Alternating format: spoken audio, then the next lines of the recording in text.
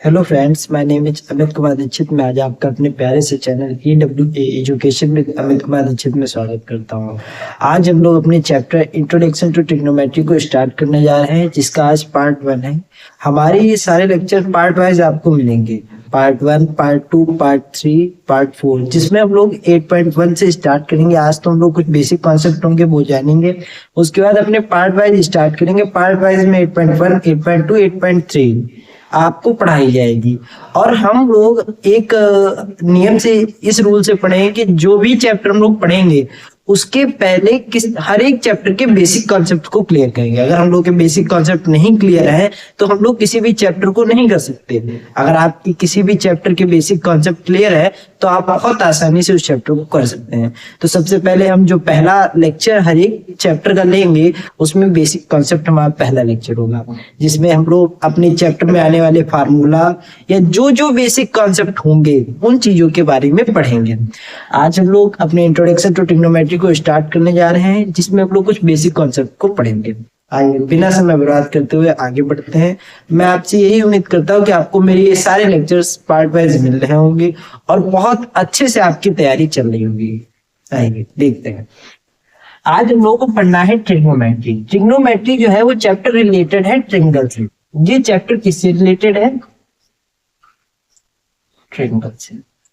इसमें जो भी हम लोग बात करते हैं वो किसके बेस पे करते हैं?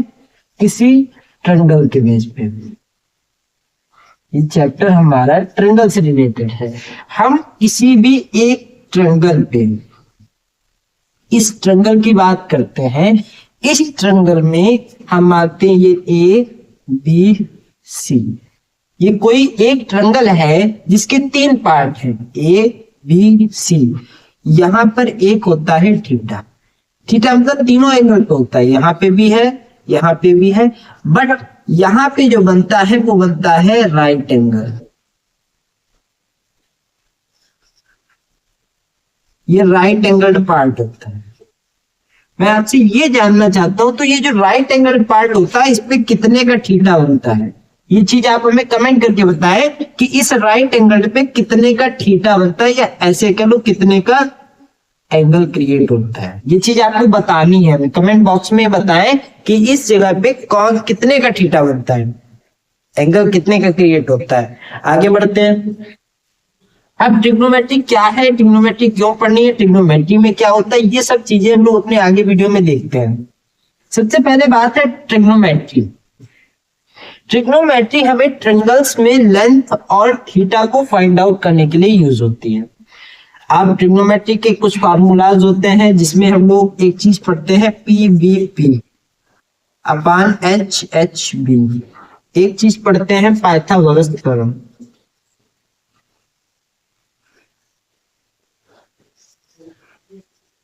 जितना आप आराम से चीजों को समझेंगे, सीखेंगे, उतना ही आपको आराम रहेगी। आपका ये चैप्टर बिल्कुल नया है, 9th में था नहीं, 10th में है। अगर इसमें आप अपने कॉन्सेप्ट को क्लियर नहीं करेंगे, आप अपनी चीजों को ध्यान से नहीं पढ़ेंगे, तो आप इस चैप्टर को लगा नहीं पाएंगे, इस चैप्टर के एक्सरसाइज को नहीं कर पाएंगे। अगर आप अपने धीरे धीरे कॉन्सेप्ट को क्लियर करते हैं, बिल्कुल इजी वे से पढ़ते हैं, बहुत आराम से, तो आप इस चैप्टर को लगाने में कभी भी दिक्कत नहीं करेंगे।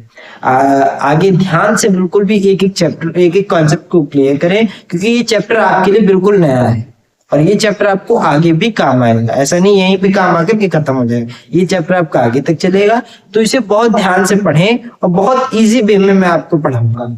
अब जैसे हम लोग पढ़ते हैं पाइथागोरस थ्योरम, और ये अब ये एक ट्रायंगल है, इसमें क्या क्या 3 चीजें होती हैं। जब हम लोग ट्रायंगल पढ़ते हैं, ट्रायंगल चैप्टर पढ़ते हैं, तो उसमें हम लोग क्या क्या पढ़ते हैं? एक ट्रायंगल के अंदर पढ़ते हैं हाइपोटेन्यूस, एक पढ़ते हैं हम लोग परपेंडिकुलर, एक पढ़ते हैं बेस। ये 3 चीजें हम लोग पढ़ते हैं। किसी भी ट्रायंगल को जब पढ़ते हैं तो उसमें 3 चीजें पढ़ते हैं कि एक हाइपोटेन्यूस होती है, एक परपेंडिकुलर होता है, एक बेस होता है। हाइपोटेन्यूस क्या होती है, परपेंडिकुलर क्या होता है, बेस क्या होता है? हाइपोटेन्यूस जो है परपेंडिकुलर के जस्ट सामने का पार्ट होता है।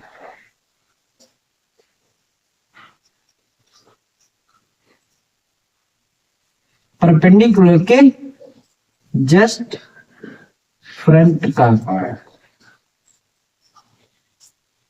परपेंडिकुलर थीटा के जस्ट सामने का, बेस थीटा के जस्ट नीचे का, हाइपोटेनस क्या होती है? परपेंडिकुलर के जस्ट सामने का पार्ट। परपेंडिकुलर क्या होता है? थीटा के जस्ट सामने का पार्ट। और बेस क्या होता है? थीटा के जस्ट नीचे का पार्ट। अब जैसे अगर हम यहाँ पे 3 थीटा बनते हैं, 3 थीटा बनना है, एक ये थीटा, एक ये थीटा, एक ये थीटा। अगर हम थीटा यहाँ पे ए लेते हैं, यहाँ पे हम लोग थीटा बराबर अगर ए लेते हैं, तो थीटा के जस्ट सामने, थीटा के जस्ट सामने मतलब इस जगह की थीटा है, इसके जस्ट सामने क्या हो गया हमारा? परपेंडिकुलर। परपेंडिकुलर को डिनोट करते हैं टी से। और दूसरी बात, परपेंडिकुलर के जस्ट फ्रंट का है, जो है जस्ट फ्रंट, ये क्या हो गई हमारी? हाइपोटेनस। थीटा के जस्ट नीचे वाला क्या होता है? बेस होता है। अब एक चीज आपसे हमें पूछनी है, क्या हाइपोटेनस किसी भी टेंस की चेंज होती है या नहीं? किसी भी टेंस की हाइपोटेनस चेंज होती है?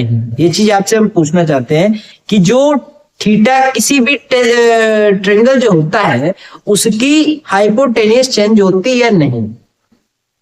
कमेंट बॉक्स में आप रिप्लाई करें कि हाइपोटेनस चेंज होती है या नहीं। अब मैं आपको बताता हूं कि हाइपोटेनस चेंज होगी या नहीं। हाइपोटेनस किसी भी चीज की तब चेंज होती है, एक केस होता है जब, जैसे अगर हम लोग ये टेंस इस थीटा की बात करें, जब हम इस थीटा और इस थीटा की बात करते हैं तो हाइपोटेनस नहीं चेंज होती है। हाइपोटेनस केवल राइट एंगल के थीटा पे चेंज होती है, राइट एंगल के थीटा पे चेंज होती है, थीटा पर चेंज होती है। राइट एंगल जो यहाँ पे 90 का ये एंगल बनता है, इस जगह पर बस हम लोगों की हाइपोटेनस चेंज होती है, क्योंकि ये हम लोग जानते हैं कि जिस जगह ये थीटा लेंगे तो थीटा के सामने वाला परपेंडिकुलर होता है और परपेंडिकुलर के सामने वाला हाइपोटेनस होता है। तो इस केस में बेस नहीं चेंज होता है, इस केस में बेस नहीं चेंज होता है, ये बात आपको पता होनी चाहिए। बट जब हम थीटा ये दोनों लेंगे, ये और ये लेंगे, तब परपेंडिकुलर ये बेस हो जाएगा और ये क्या हो जाएगा? हमारा परपेंडिकुलर हो जाएगा, हाइपोटेनस फिर भी नहीं चेंज होगी। और वैसे तो अगर ये वाला थीटा ले लें तो ये नहीं है, क्योंकि थीटा के जस्ट सामने परपेंडिकुलर होता है। अब आगे बढ़ते हैं। इतनी बात तो क्लियर हो गई कि थीटा क्या होता है, हाइपोटेनस क्या होता है। ये चीज आप नोट पॉइंट में अपनी नोट डाउन कर लें, ये नोट पॉइंट में बहुत इंपॉर्टेंट बात है। इससे आप ये पहचान सकते हैं, इसमें किसी भी जब थीटा कोई लेंगे हम लोग तो उससे हम लोग ये पहचाने कि हाइपोटेनस क्या है, परपेंडिकुलर क्या है, बेस। जब थीटा लेंगे तो उससे ये चीज पहचानेंगे, इस बात से ये पहचानेंगे कि हाइपोटेनस परपेंडिकुलर बेस है क्या। ये चीज आप बहुत नोट इंपॉर्टेंट बात है, नोट डाउन करके रख लेंगे। अब आगे बढ़ते हैं। इसी के बेस पे पाइथागोरस थ्योरम को भी हमें पढ़ना है, इसी चीज के बेस पे। आगे बढ़ते हैं। अब आगे बढ़ते तो हम लोग ये चीज पढ़ते हैं कि PBPHHB, इसे याद करने का एक रूल है, एक चीज है, 2 तरीकों से इसे याद किया जाता है। पंडित बद्री प्रसाद हर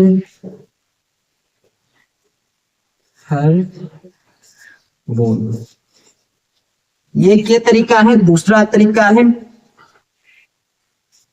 पाकिस्तान भूखा प्यासा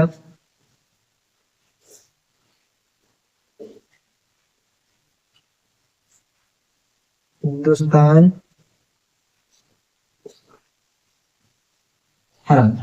क्या तरीका है? पंडित बद्री प्रसाद हर बोल, पाकिस्तान भूखा प्यासा, हिंदुस्तान हरा। ये दोनों टेक्निक से इसे याद कर सकते हो, इससे भी याद कर सकते हो, इससे, इन दोनों टेक्निक से, चाहे पंडित बद्री प्रसाद हर बोल, चाहे पाकिस्तान भूखा प्यासा, हिंदुस्तान हरा भरा। ये चीज आपको याद होनी चाहिए। अब इस चीज से हम ये पढ़ते हैं कि इस वाले पार्ट पे साइन का पार्ट होता है, इस वाले पे कॉस का पार्ट होता है, इस वाले पे टेन का पार्ट होता है, इस पे कॉसेक का पार्ट होता है, इस पे सेक का पार्ट होता है, इस पे कॉट का पार्ट होता है। लेकिन ये चीज ध्यान रखें, ये चीज एक दूसरे की क्या होती है, रेसिप्रोकल होती है। ये चीज एक दूसरे के रेसिप्रोकल होती है। इस टर्म को इसमें और इस टर्म को इसमें चेंज कर सकते हैं। अब अगर हम यहाँ पे रेसिप्रोकल लिखे, ये चीज तो आपको याद करने के लिए ट्रिक में बताई थी। अब अगर यहाँ पे इन चीजों के रेसिप्रोकल लिखें तो जब हम साइन की बात करेंगे तो हम लिखेंगे P अपान H। अब साइन का ही रेसिप्रोकल क्या होता है, कॉसेक। साइन का रेसिप्रोकल क्या होता है, कॉसेक। तो कॉसेक की बात करेंगे तो H अपान P कर देंगे, क्योंकि हमें रेसिप्रोकल ही लिखता है। रेसिप्रोकल का मतलब पलट देना, उल्टा कर देना। अब जब हम बात करते हैं कॉस की, तो कॉस का मतलब होता है B अपान H, कॉस का उल्टा सेक होता है, तो H अपान B। जब हम लोग टेन थीटा की बात करते हैं, टेन थीटा मतलब P अपान B, और कॉट थीटा मतलब P अपान P। अब ये कहेंगे P क्या है, H क्या है, B क्या है। हमने अभी आपको बताया था P से आपका होता है परपेंडिकुलर, H से आपकी क्या होती है, हाइपोटेनियस। H से क्या है, हाइपोटेनियस। और बेस बी से क्या है, बेस। तो ये सब चीजें हैं। ये आपका ये फार्मूला हो गया। अब इतनी तो बात आपकी क्लियर हो गई कि साइन का रेसिप्रोकल कॉसेक होता है, कॉस का सेक होता है, टेन का कॉट होता है। ठीक, अब हम लोग बात करते हैं अपनी एक इंपॉर्टेंट थ्योरम, एक इंपॉर्टेंट थ्योरम जो कि वेरी वेरी इंपॉर्टेंट है। ये थ्योरम वेरी वेरी इंपॉर्टेंट है आपके इस पूरे ट्रिग्नोमेट्री चैप्टर के लिए। ये थ्योरम बहुत ज्यादा इंपॉर्टेंट है। अगर आप इस थ्योरम को नहीं पढ़ते हैं सही से तो आप नहीं कर पाएंगे ट्रिग्नोमेट्री। ये ट्रिग्नोमेट्री का बहुत इंपॉर्टेंट पार्ट है। इससे आप इस ट्रिंगल की लेंथ निकालते हैं, length, height, base, hypotenuse, perpendicular सब निकालते हैं। अब जैसे हम बात करते हैं, इसमें एक आइडेंटिटी याद कराएंगे, दो बनवा देंगे। एक आइडेंटिटी बताते हैं, दो आइडेंटिटी निकलवा देंगे हमको। एक आइडेंटिटी होती है एच स्क्वायर बराबर P square plus B square. Hypotenuse का जब स्क्वायर करते हैं तो ये बेस और परपेंडिकुलर को हम क्या कर देते हैं, ऐड कर देते हैं। जब हम हाइपोटेन्यूस निकालते हैं तो परपेंडिकुलर और बेस को ऐड कर देते हैं। ये पाइथागोरस थ्योरम हम लोगों से कहती है कि जब आप हाइपोटेन्यूस निकालेंगे तो परपेंडिकुलर और बेस को ऐड कर देंगे तो आप हाइपोटेन्यूस निकाल लेंगे। अब हम लोग क्या करते हैं, जब हाइपोटेन्यूस निकाल चुके, अब अगर अभी बताता है बेस निकालो, एक बार बेस निकालेंगे, एक बार परपेंडिकुलर निकालेंगे, तो सबसे मेन पार्ट बड़ा लोग का होता है हाइपोटेन्यूस।